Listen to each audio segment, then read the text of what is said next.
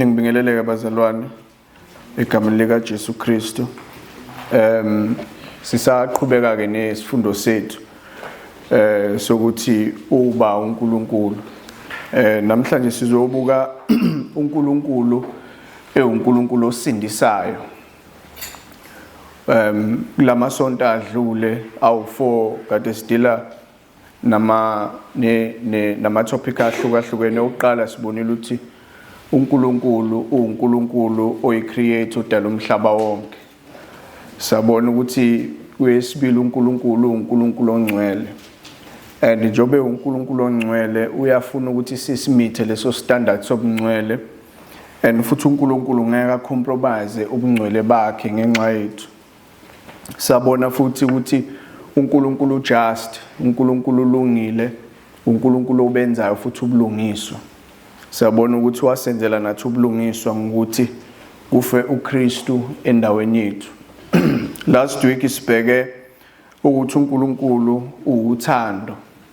Sambona uNkulunkulu uthando uqobo, sambona futhi through izwi lakhe ukuthi uliveza kanjani uthando lwakhe. Namhlanje ke ngifuna sibheke uNkulunkulu uNkulunkulu osindisayo. Engasiyena nje uNkulunkulu osindisayo, uNkulunkulu yena yedwa osindisayo.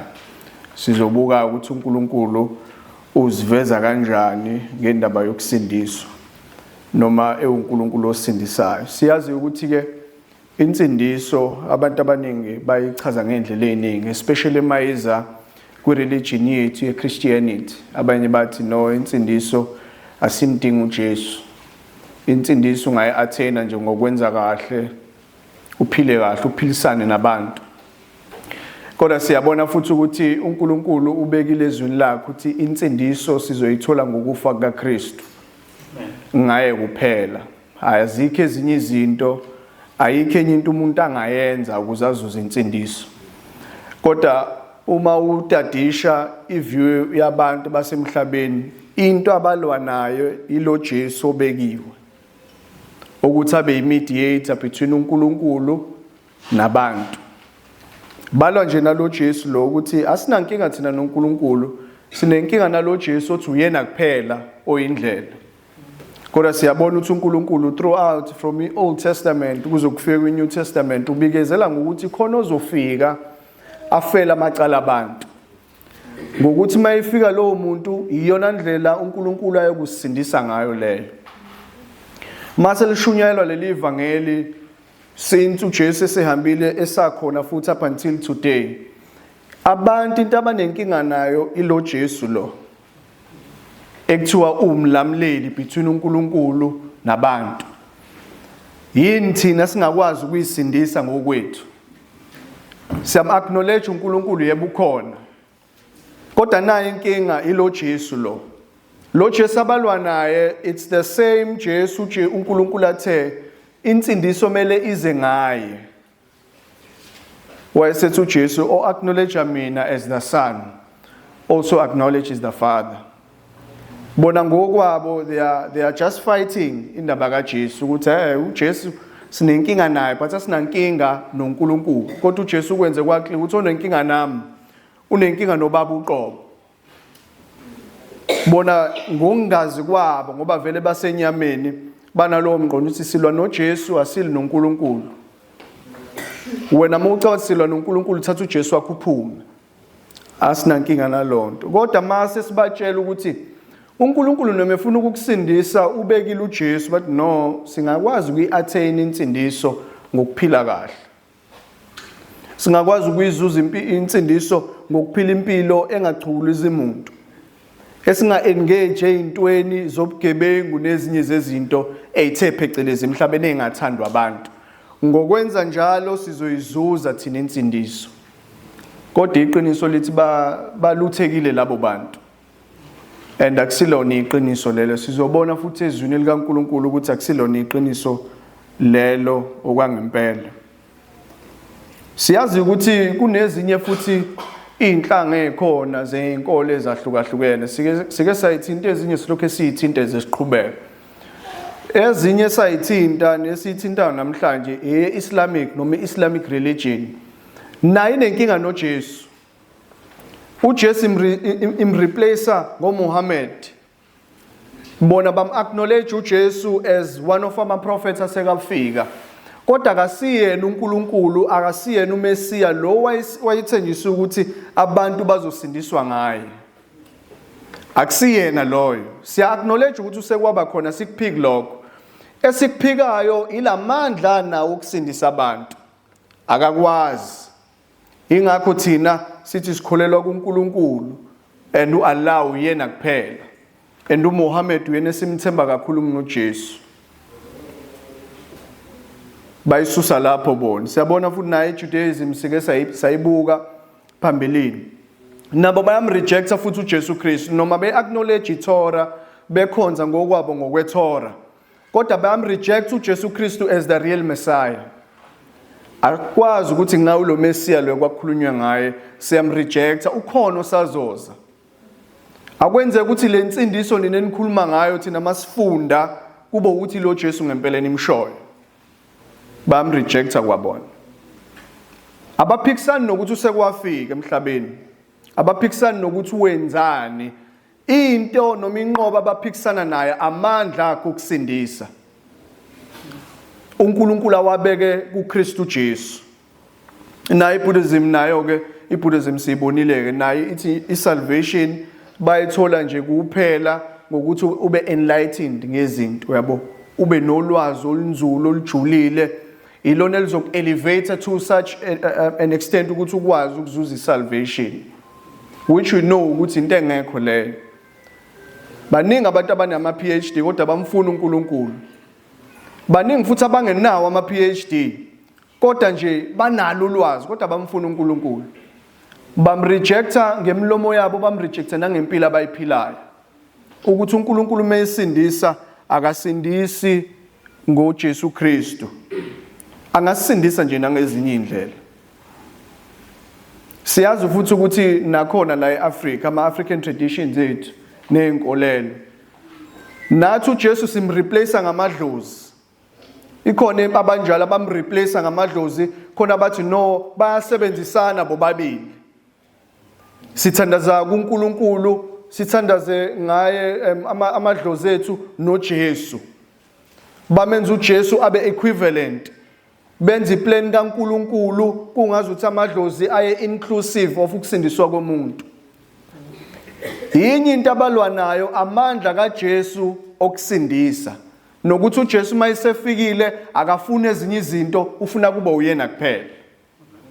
And uNkulunkulu uthe vela kube uyena kuphela uJesu usindisayo. Angishongo mina ukuthi edano okunye kwenu. Abantu ebantwini babo engcoleni kwabo nasekufeni kwabo bathi no siyarejecta lonto leyo. Siyazi kamanye ezinye imfundiso njengo Jehovah's Witness bakhona nabo. Bona ba-acknowledge nabo ukuthi uJesu khona, into abayistripper off kuJesu Kristu ideity yakhe. UbuNkulunkulu bakhe. Amandla akhe okusindisa abantu, amandla akhe ukuthi ngaye kuphela uyena osindisayo. Iyona into abelwa nayo leyo. Baze bayoquota oColossians chapter 1. Bethi hayi he is the firstborn of all creation. Therefore uJesu naye udaliwe. It cannot be ukuthi singasindiswa umuntu odaliwe. Bese uyabona ukuthi abantu hayi ngoba bengazi ukuthi uJesu uyasindisa, abakuthandi lokho. Baye reject insindiso. Therefore mabe rejecta phela insindiso ngayo uKristu ba reject uNkulunkulu uqobo. Amen. Abamview uNkulunkulu as uNkulunkulu oyisavior through Jesu. Bathi yebo uNkulunkulu uyasindisa kodwa ikhona nezinye indlela. Kodwa muthi uyabaprobe labantu kulezi indlela zabo abayishoyo azina foundation futhi ayitholakali ezwini likaNkulunkulu. Manje ngifuna sibheke iphoni lami lokuqala ukuthi uNkulunkulu kuphela owumsindisi. Akekho omunye umuntu. Akekho omunye uNkulunkulu ongaba khona ongasindisa abantu. noma ngathi owayekhona wayengekakwazi ukubasindisa abantu ngale ndlela uNkulunkulu abasindise ngayo. Asibuke incwadi kaIsaya uchapter 43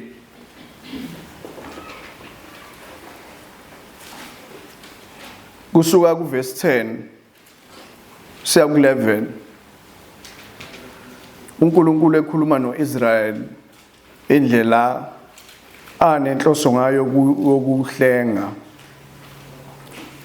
Uthi verse 10 kuya ku11, ningofakazi bami usho uJehova, nenceki yami engiyikhethileyo ukuba nazi, ningethembe niqonde ukuthi nginguye.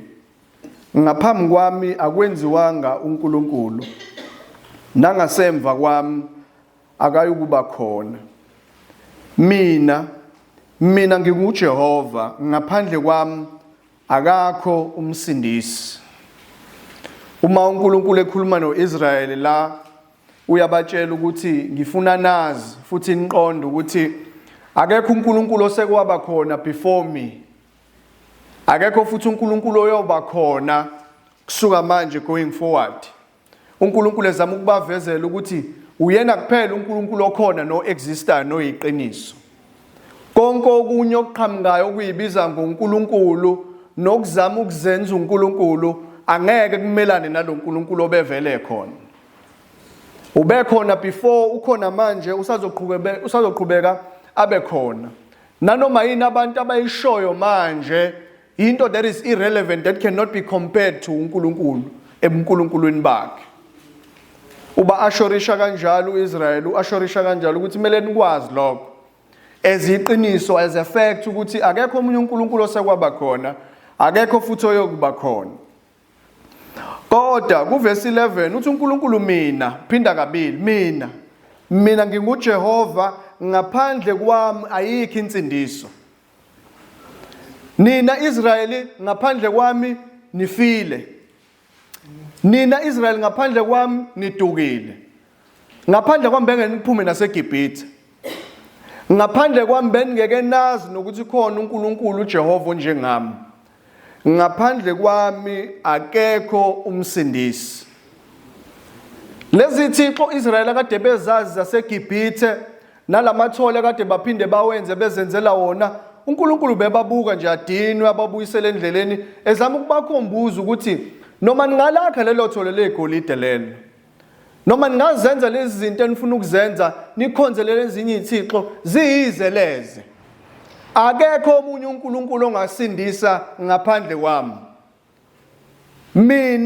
Mina nginguJehova, ngaphandle kwami ngeke nisindiswe. Hayi ukuthi futhi ngeke nisindiswe, akekho omunye uNkulunkulu oyakwazi ukunisindisa.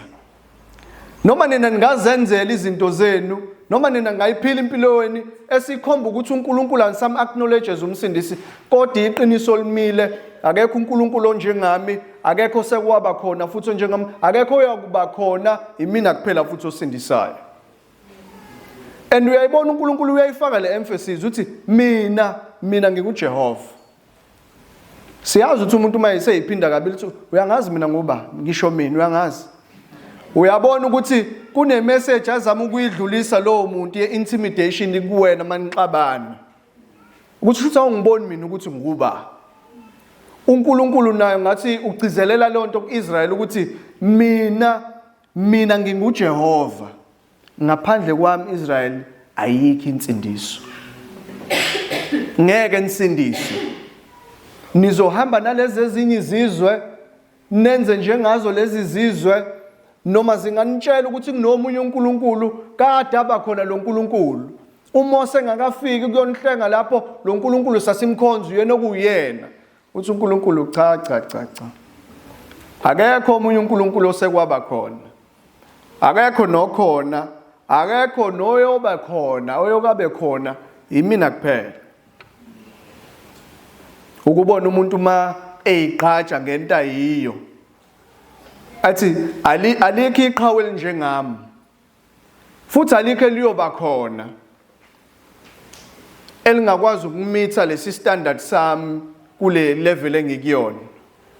uNkulunkulu uyiveza kanje uthi mina ebuNkulunkulwini bami nobuNkulunkulu bami akekho oyoyimitha lonto, akekho noyedwa oyokwazi ukunisindisa. Imina kuphela umsindisi. uNkulunkulu uzama ukuvezela uIsrael ukuthi noma ningazama kodwa ngeke kunisize, kuyize leze. Uyakhumbula ukuthi izwi likaNkulunkulu belikhuluma ngokuthi abantu bayigubhela imithombo evuzayo, bayamba bayazama, bayabamba bayahlanganisa, kuyabamba, uyabona kuyabanjwa kuyayekwa, ilapha nalapha. Ezinye inkolo khona umuntu umfundise engamuze ethandaza athi inkosi asazi nathi siyazama sibamba siyayeka, noma kumnyama siyabhadazela. Ubonisayi man, akazi ukuthi kunoNkulunkulu osindisayo lo muntu. Uthi siyazama, uzamani ngoba vele ngeke kulunge. Awukwazi nokuyisindiswa kwawena uqobo, usahlulwe eyakhe inhliziyo ekukhohlisa kwawena uwedwa ke bengekho abanye. Ungasindisa kanjani? Ngeke kwenzeka. Mina nginguJehova, akekho omunye umsindisi. Isikhumbuza lonto, isikhumbuza masiya kuJohn chapter 14 verse 6. Lathi khona uJesu, mina ngiyindlela neqiniso, akekho oza kubaba ngaphandle kwami. Akekho okwazi ukuya kuloya msindiso okuyena kuphela ngaphandle kaJesu. Imini indlela, imini isango, imina futhi iqiniso. Mani ngafuna iqiniso ngeke nikwazi ukuza kumina futhi ngeke nikwazi ukuba nobudlelwane noBaba. Ngoba vele uBaba umisile ukuthi ensindisweni yakhe akube khona mina. Ma urejecta mina, urejecta uNkulunkulu uqobo. Ma ustrugglisha kumina ezisango, uzongena kanjani ngaphakathi emagcekeni? Angeke kwenzeke. Ingakho ngithe noma abantu besho ukuthi bayam-acknowledge uNkulunkulu, balwa noJesu, into abangayi-understand ukuthi uma besusa yena uJesu basusa isango ukuthi baye kuNkulunkulu. Ingakho ethi uNkulunkulu akekho onganisindisa ngaphandle kwami. Mangingekho mina nifile nishabalele. Nokukholwa kwenu futhi kuyize mawukuthi ukhona omunye uNkulunkulu. Maye khona omunye uNkulunkulu bebengaya phela kuyena. Ingakho nasemhlabeni ziningi izinkolo zingaka, inqobo inkinga nje uJesu kuphela lo obekiwe ezisanga. Yini kumele singene ngayo uJesu? Yini futhi manje kumele senze izinto ngendlela uJesu yena asho ngayo? Yini ukuthi umuntu uhleze nemibuzo engenasidingo noma ezohlenga impilo yakhe. Uyasazi nesigulu mase sidiniwe wodini, ngihlezi ningijova, yini ngifaka idrip. Njalo ningifaka idrip, njalo ningifaka umjovo. Yebo kwenzelwa wena phela ukuthi usinde nje. Yini manje usulwa nodokotela wena engathi wazi kangcono? Akwenzeki. Nawe kanjalo noma ungabuzwa imibuzo eminingi awukwazi ukulwa noNkulunkulu. Kwakona vele ubunjiwe wena, uyinto edaliwe. uNkulunkulu kuphela bazalwane onjani osindisayo. Nathi kumele sikwazi nje lokho kube clear ukuthi azikho ezinye izinto. Noma ngathiwa usufikelwa imicabango yokuthi hleze mhlawumbe ngingazama kwezinye indawo kulunge, ngeke kulunge ngikutshela manje ukuze mhla ifika lo nto ubone ukuthi iyize lo nto oyizamayo. uNkulunkulu kuphela onjani osindisayo noyokusindisa. Futhi akekho uNkulunkulu omunye ngaphandle kwalo oyakusindisa bazalwane. Ayibonge Nkosi. Sibuka iphonti lami lesibili elokuthi umuntu akwazi ukuyisindisa yena. Akwazi umuntu ukuyisindisa yena. Asifunde incwadi yabase Efesu, Ephesians chapter 2 from verse 1 kuya 3. Ofundeka kanje.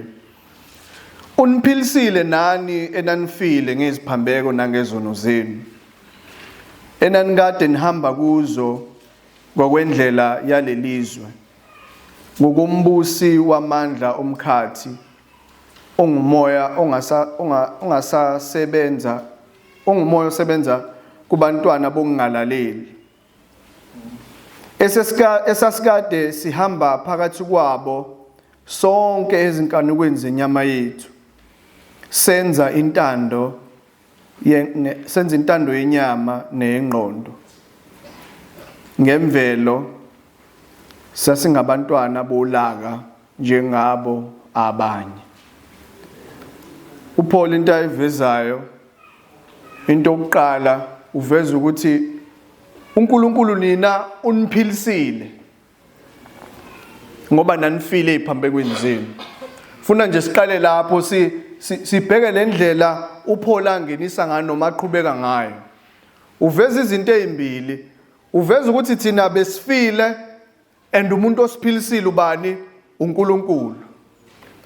uPaul akasho ukuthi nanifile nazama imizamo naphila nasenabuyela kuNkulunkulu. Uthi nina nanifile uNkulunkulu uyena owanjani owaniphilisa. Angithi siyamazi ukuthi umuntu ma efile bazalwane, even nje in general, umuntu ma esefile akwazi ukwenza lutho, usuke ilalele nje lapha kusuke kuyisidumbu. Kodwa kunesisho esiZulwini esithi umuntu umbulale phila. Yebo ngesiqu uyaphila, uyambona, uyaphefumula, samba naye siphila naye. Kodwa nje umphefumulo wakhe awukho, ufile. Umuntu nje ofile, igobhozi elikhona kodwa ngaphakathi li-empty. Akho lutho. Noma siphila sabantu sinjalo, nathi sasinjalo singakaphiliswa uKristu. uNkulunkulu engakasindisi. Sasiphila nje sibonana impela sibahle, sigqoka nje kahle, sisebenza kahle. Kodwa ngaphakathi maqondana nokuphila okungcwele nokuphila okuphakade sasifile. Sasiyipoko eziphilayo.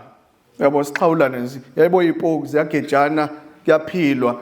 Kodwa maqondana nensindiso, maqondana nobudlelwano noNkulunkulu, siyidumbu nje kuyena. Sifile nje. Sabantu bongcwatshwa kuphele nje ngathi kube yilokho. Ngoba vele lokho kwakusifanele.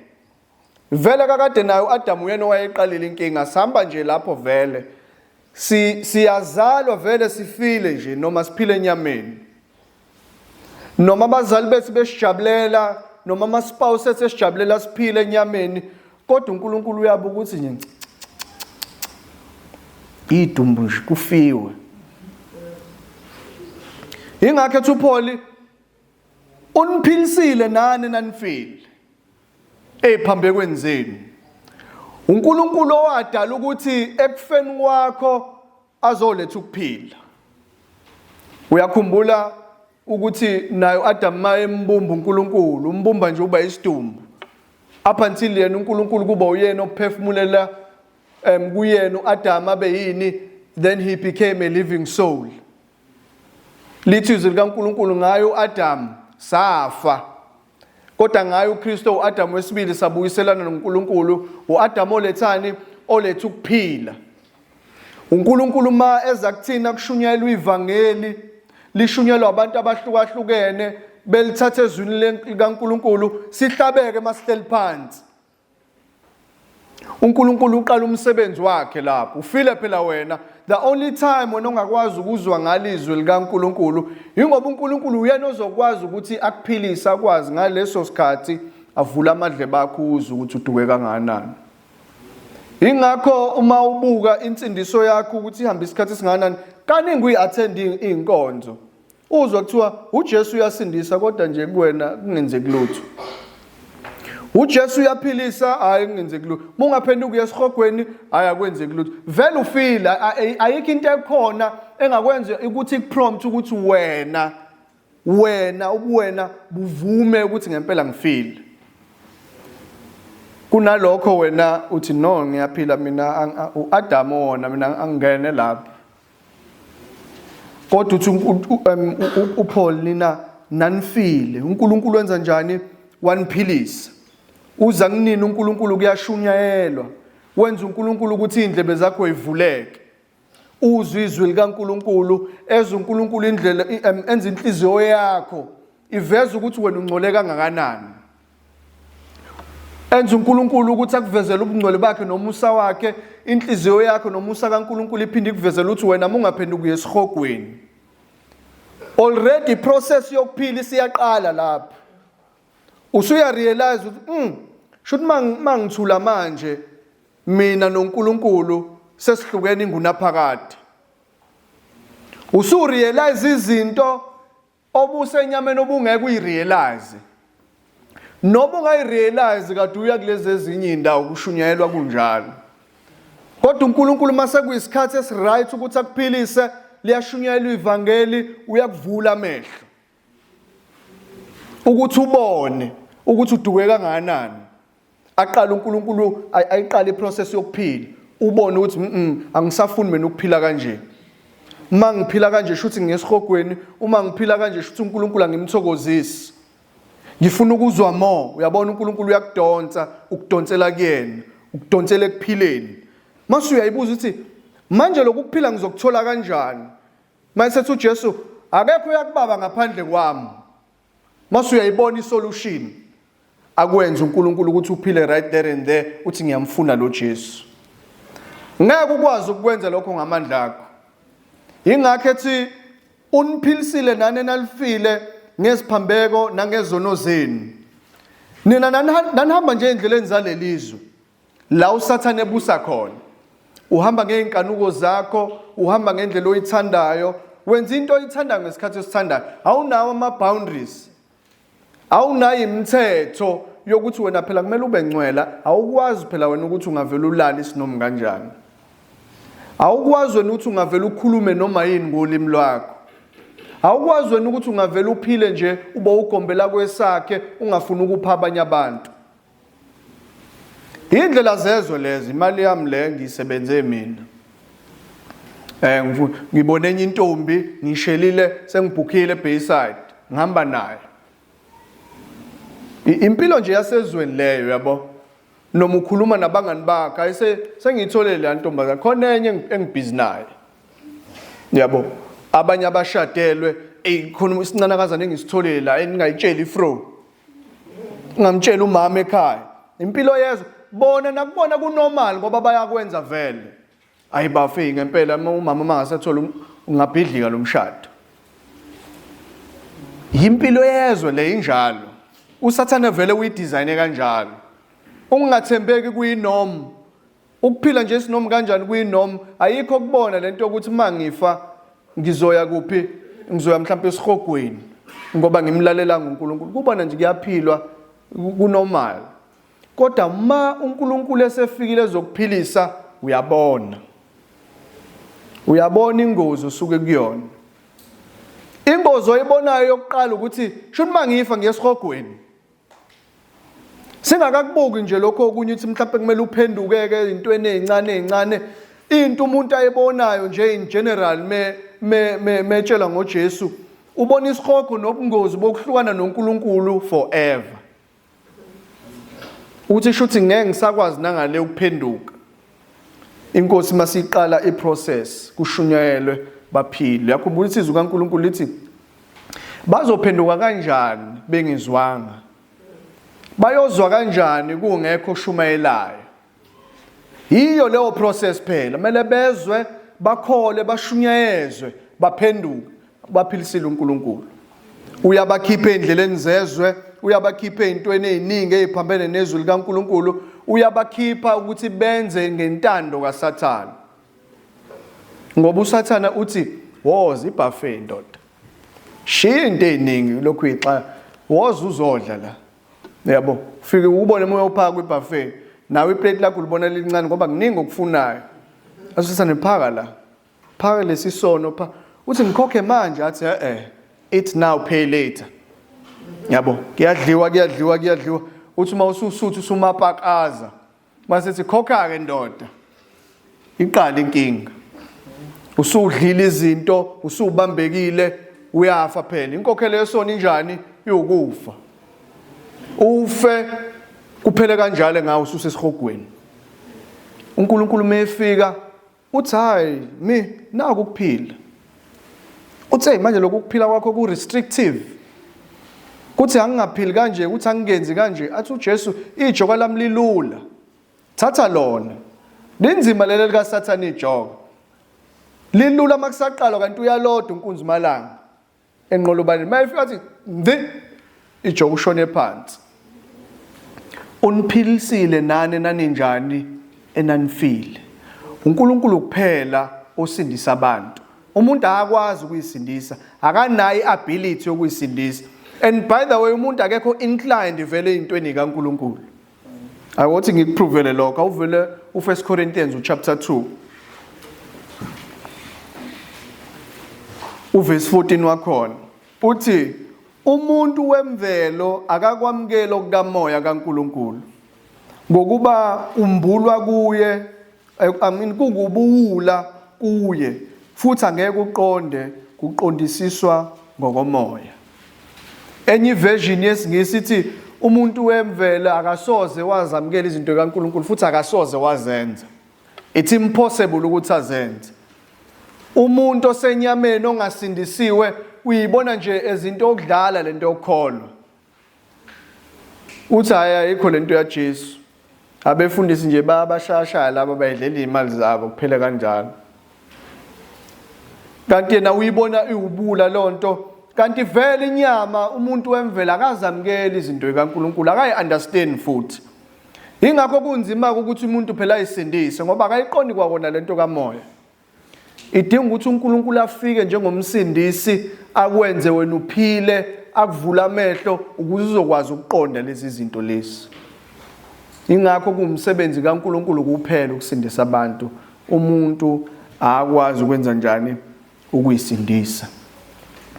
Sibonile inye iphoni lami lesithathu ukuthi uNkulunkulu njengomsindisi uyababiza abakhe. Abantu bakhe uyababiza. Asifunde uJohn chapter 6 uverse 37 wakhona.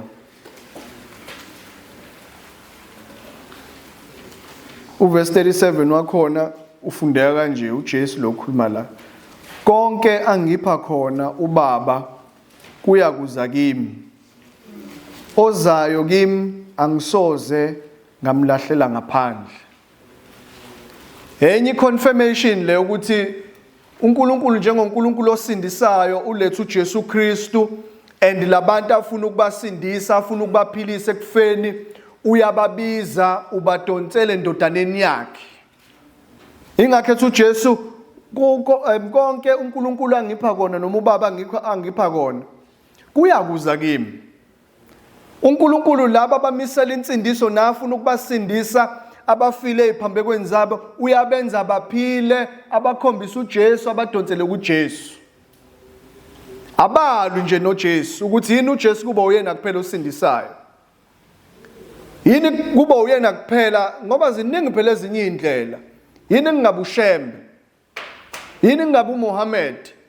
Yini ngingabe abanye nabanye. Yini nje kuba ulo Jesu kuphela. Laba babuza kanjalo abangafuni ukusindiswa, hlezi inkosi ayibona abantu bayo labo. Kodwa abakho uNkulunkulu uyababiza badonsele kuJesu. uJesu naqiniseka ukuthi labo uNkulunkulu angipha bona abazosindiswa abeza kumina, uthi ozayo kumina ngisoze ngamlahlela ngaphandle. I-assurance uJesu ayinika abantu abafuna ukusindiswa nabazoza kuyena ukuthi uma uza kumina ngeke ngikuvalele isango. Uzoza kumina ngikusindise ngoba uBaba ufuna kanjalo. uBaba ophilisayo nosindisayo novusa abantu ekufeni olilethayo kumina, mina ngeke nje ngilwe nalokho. Labo inkosi engipha bona mina oza kumina ngizowenza njani, ngeke ngimlahlele ngaphandle. Kanjalo nathi noma sihleli la, hleze bakhona abangasindisiwe. Hleze khona abangazani noNkulunkulu, bayeza nje esontweni religiously. Kodwa bazani noNkulunkulu, kodwa bona ba-convinced ukuthi basindisiwe. Uthi uJesu labo uBaba angipha bona mabeza kimi noma ozayo kumina angisoze ngamlahlela ngaphandle. uJesu uyaqinisekisa lokho. Uma uNkulunkulu esefikile wakukhombisa ububi bakho, waveza ubungcwele bakhe, waveza ubungozi nokubona, wakholwa waphenduka, uya kuJesu phela lapha. Uma ufika uJesu avula izandla zakhe, avula isango, athi ngena, ngoba ngeke akuvalele ngaphandle. Ukushilo lokho ngoba vele imandate yakhe enkulu ukuzosindisa, uyithole kuNkulunkulu ukuthi azosindisa abantu. Nathi leyo nto bazalwane singayisho ngesibindi masiyoshumayela nje kwabanye abantu abangakholwa. Mabesitshela ngabanye uNkulunkulu why lo Jesu, ingoba uthe uJesu mawuza kuyena ngeke akuvalele ngaphandle. Mawuza kuyena ngeke akuchithe. Ngeke abe nale mgomo nemibandela eminingi ofike uqale uyigcine before uze kuyena. Woza wena unjalo, uJesu uzokulungisisa akwenza ufaneleke ukuthi ube sembusweni kaNkulunkulu. Lo uNkulunkulu onjani? Osindisayo bazalwane. uNkulunkulu uyababiza abantu bakhe afuna ukubasindisa. Asibuke enye incwadi uRomans chapter 8 verse 29 yakudedwa khona. Uthi verse 29, ngokuba labo ayebazi ngaphambili wabamisa ngaphambili bafane nesimo sendodana yakhe, ukuze yona ibe yizibulo phakathi kwabazalwane abaningi. Labo abamisile ngaphambilini ubabizile, futhi labo ababizile ubalungisisile futhi. Labo abalungisisileyo ubaphile nenkazimulo futhi. uNkulunkulu wasimisela insindiso, wasimisa, wasibiza, wasilungisisa, wasenza safaneleke ukuba sembusweni kaNkulunkulu. Niyayibona bazalwane iphethini, akuthina esisindisayo. As contribute lutho kulento yensindiso. uNkulunkulu oletha uJesu ofayo, uJesu obizayo, uJesu olungisisayo, uyena futhi osenza sifaneleke. Kuyona yonke le process asiboni isandla samuntu, asiboni opinion yomuntu. Njengoba uNkulunkulu ebabiza abakhe, labo futhi wayebamisela ukuthi basindiswe ngokunjalo. Wabenza ukuba balungele ukuba sembusweni kaNkulunkulu. Ubona uthatha into uyisule, uyikline, uyiwash, ibe sezingeni, noma inkomishi uyiwashe, uyikline, ibe sezingeni. Lawo mama bebeka khona inkomishi zabo lezi engathinto ephuma ngoDisemba, ifanele ukuba lapho kule display. Umsebenzi wakhe lo mama ukuthi ayibuke lo nkomishi, ayithatha iwashe ngensipho ethile, phume nendwangu engajwayele ukuphuma, isule kahle le nkomishi ibe lapho. Same process naNkulunkulu. Asifanelekile sisezweni, siphiliswa okwezwe, siphila ngokwezwe, silandela inkanuko zethu. uJesu ofikayo angqongqoze inhlizweni zethu, asivula amehlo, sibona ubungozi bongabi nayo uNkulunkulu nokuphila ngaphandle kaNkulunkulu. Asilungisise uJesu ngokufa kwakhe. Mase silungisisile ngokufa kwakhe, sikholwe, mase siyafaneleka ukubizwa ngabantwana bakaNkulunkulu. Uyena uNkulunkulu obiza abantu bakhe, ababizele kuJesu. uJesu enze yonke le process. Siye kuNkulunkulu ngoye uJesu, ngoba uNkulunkulu uye kuphela osindisayo. Nathi njoba sikholwa nje namhlanje silabazalwane, sikholwa ngenxa yokuthi nathi sathi masilizwe izwi likaNkulunkulu sabona ukuthi uma ngase sife manje la, shuthi ngeke simbone uNkulunkulu. Lesithi siyamthanda kodwa senza izinto eziphambene naye, ngeke simbone uNkulunkulu. Kanjalo nathi bazalwane nasazi ukuthi uNkulunkulu labo abamisele insindiso, noma thina singabazi, iNkosi iyona esindisayo, iyona ebiza abantu, iyona ebalungisisayo abantu. Asibuke iphoni lami lokugcina ukuthi uNkulunkulu uyabagcina laba suke sebasindisile. Kuwumsebenzi wakhe futhi uNkulunkulu njengoNkulunkulu osindisayo. Usivusile ekufeni, saphila, wasilungisisa, safanele ukuba semngcweleni, uye futhi ozosigcina indlela yonke. Kuzokube ukuthi siye egodini. Sifunde uJohn chapter 10 kuverse 27 kuya 29. Ufunda kanje u27, izimvu zami ziyalizwa izwi lami, nami ngiyazazi ziyangilandela. Ngizinikwa ukuphila okuphakade, azisoze zabhubha naphakade. Akakho ongazihlwitha esandleni sami. Ubaba onginikileyo mkhulu kunabo bonke. Akakho ongazihlwitha esandleni sikaBaba. Mina noBaba simunye. Uthi uJesu, izimvu zami ziyalizwa izwi lami, ziyangazi nami ngiyazazi, ziyangilandela. Akekho ongayihlwitha esandleni sami, ngoba ngiyinikwe uBaba. Uyabona ukuthi uJesu amagama awasebenzisayo, lento yokuhlwitha phela uhlwithwa isela lapha, uhlwithwa umuntu avela athi ukuhlwitha engasilona isela. Isela liyayibuka into, liplane. Ngoba nabafana laba batshotshana amafoni emaThekwini, unganakile. Udlula ngespeed. Ugcina ukhomba nje ashaya khona sithi ngeke usamthola.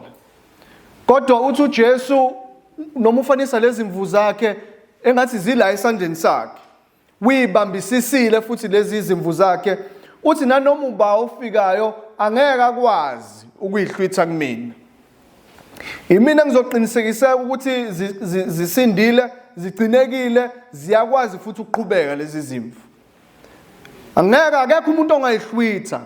Noma uSathane angeza ngaziphi indlela, noma ngeza inhlupheko, noma ngeza ukufa, noma ngezani, lezi zimvu zami akekho ongayihlwitha kumina. Akekho namandla okuyihlwitha.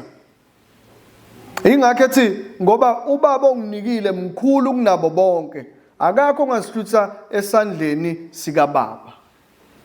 Isecured insindiso yethu uyena uJesu owenza sure ukuthi noma sihamba kulomhlaba zikhona izinto eziba khona kodwa azishayi phansi. Ukuzizwa kaNkulunkulu malibuza ukuthi yini engasihlukanisa nothando lukaKristu.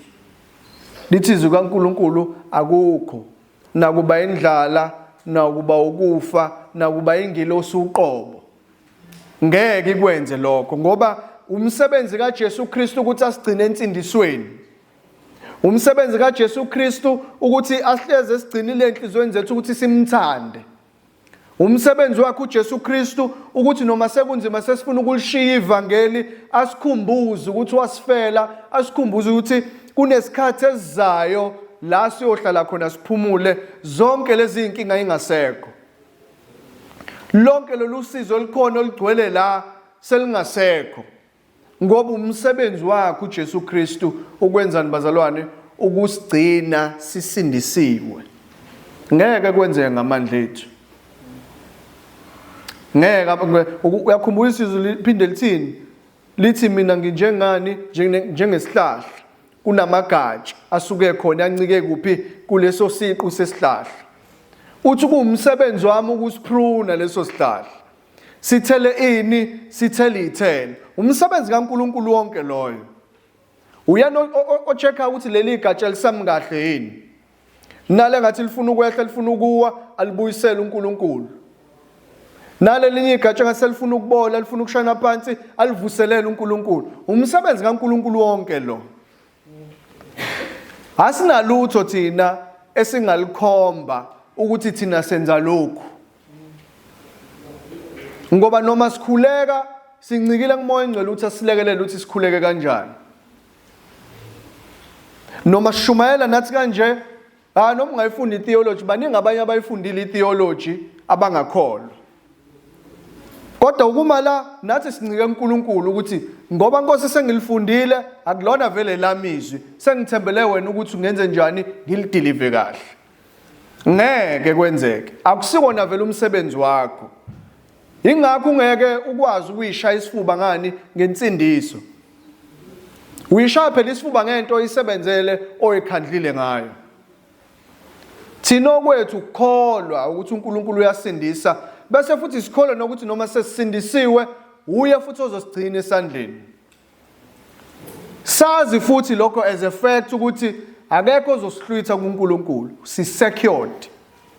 Insindiso yethu secured ngoba ilawulwa yithini. Uyacabanga makuthiwa yimi olawula insindiso yabantu. Shubane ngabe ngiyabakhipha, ngiyabafaka. Abanye siyaxoxisana nabeceleni wrong lento kodwa buye. uNkulunkulu oyisebenzayo lento. And wenza kahle uNkulunkulu bazalwane okwakuthi uye oyenzayo lento. Abantu bayashintsha. Inhliziyo yomuntu iyakhohlisa namhlanje nje kusasa nje. Namhlanje uzizwa kanje kusasa uzizwa kanje. Yabo, ine favoritism inhliziyo yethu iyakhetha. Kunongcola kuthina ayikho nje into ekhona enhle kuthina masivula sidissecta nathi sibone hayi at least kukhona akukho bazalwane. Ingakho uNkulunkulu kuyena kuphela osigcinayo uyosigcina futhi kuze kube segodini. Amen. Asikhumbule ukuthi uNkulunkulu uyena kuphela bazalwane ongasindisa umuntu. Ukuphenduka kwethu kusho uku-acknowledge uNkulunkulu ukuthi uyasindisa. Our own righteousness ngeke kusize ekutheni sisindiswe. Ingakho sibeka ukukholwa kwethu ngokuphelela kuKristu ngoba uyobekiwe ezinhlawulo yezono zethu. Ayikho enye indlela ngaphandle kwakhe. Futhi kumele sikwazi lokuthi igrace kaNkulunkulu iyona esincike kuyona and the sovereignty kaNkulunkulu iyona esincike kuyona. Ngeke sikwazi ukwenza lutho. Nokuthi ngensindiso lesinayo asinike uNkulunkulu udumo phela insindisweni yethu ngokuthi siphile kahle. Siphile ngokwezwi likaNkulunkulu. Simdumise uNkulunkulu ngayo lensindiso. Mawusukuyona phila phela njengalokhu uNkulunkulu emisile ezwini lakhe. Ungaphili njengehlo ngandlebe kodwa uthi wena uyakholwa. Umveza uNkulunkulu onjani lo uNkulunkulu othi uyasindisa ungcwele. Awumvezi kahle. Okunye kokukhulu shumayela phela kwabanye ukuthi uNkulunkulu uyasindisa. Angithi uyazi ukuthi uNkulunkulu vele uNkulunkulu osindisayo. Spread phela imessage. Wafuna abanye ukuthi bayofa wena uphile. Akuwona umona loyo. Umono spiritual. Ukuthi uyazi wena ukuthi mawufa uyezulwini. Nangiphela uma nobaba lapha ekhaya. Nangumngani wakho, nampa abanye ama-colleagues akho, wenza njani ngabo? Uyabancisha lento emnandi kanje ukuthi uNkulunkulu uyasindisa. Noma ufuna bahlezi bengaphansi kwesandla nencindezelo kaSathane, ekhona uNkulunkulu osindisayo. Ngiyakuchallenge namhlanje kusasa uMonday. Siyolungisa ikhafteni sibuyela khona emsebenzini. Abanye bala ko WhatsApp. Faka phela. Engage nabazalwane, engage nabantu abangakholwa. Kungcono bakuchithe kodwa lishumayela ivangeli. uNkulunkulu onjani osindisayo. Nawe la ukhona namhlanje ukuthi awusindisiwe, musu kuyiqinisa inhliziyo yakho phela. Musu kuyiqinisa inhliziyo yakho. Boyfriend yakho yasheshe yathamba inhliziyo. Mayikushela. Nangu uJesu. Nangu uNkulunkulu. Mamukele ube nokuphila okuphakathi. Amen. Let's stand us.